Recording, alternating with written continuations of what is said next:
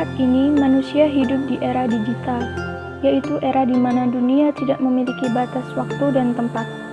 Dunia yang dapat menghubungkan manusia dengan manusia lain di berbagai tempat melalui jaringan internet. Internet melahirkan dunia maya, di mana manusia dapat melakukan berbagai hal. Selain berkomunikasi, manusia juga dapat bekerja, bertukar ide, gagasan, dan pengetahuan. Salah satu contoh pemanfaatan internet untuk bisnis dan memudahkan pekerjaan ialah dapat menjadi tempat untuk pemasaran dan pengiklanan suatu produk. Penjual dapat menampilkan katalog produk dalam halaman website toko online mereka. Pemasaran produk juga dapat dipadukan dengan pemanfaatan berbagai macam media sosial lainnya.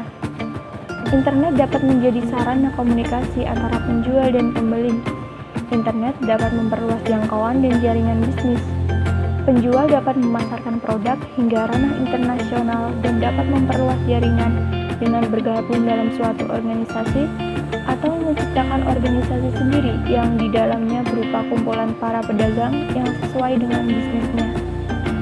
Tentu saja hal ini akan menambah keuntungan penjual.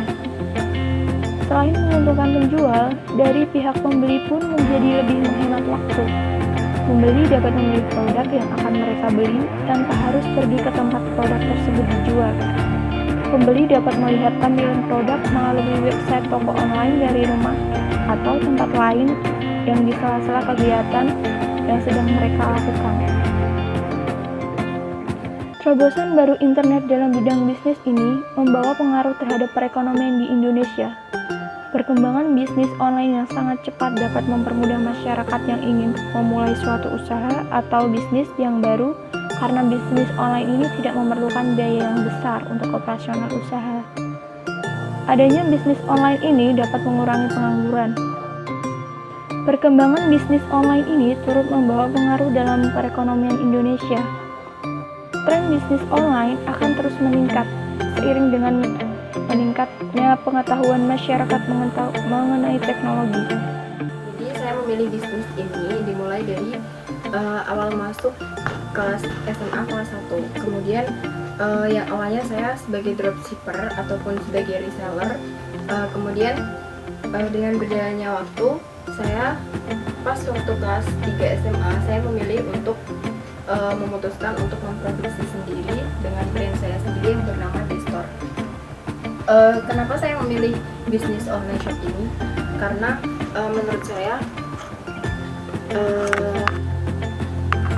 mengenal banyak orang dan memilih dan memilah karakter orang itu bisa terlihat dari pas kita COD atau pas kita membalas pesannya dia, itu kelihatan karakternya mereka.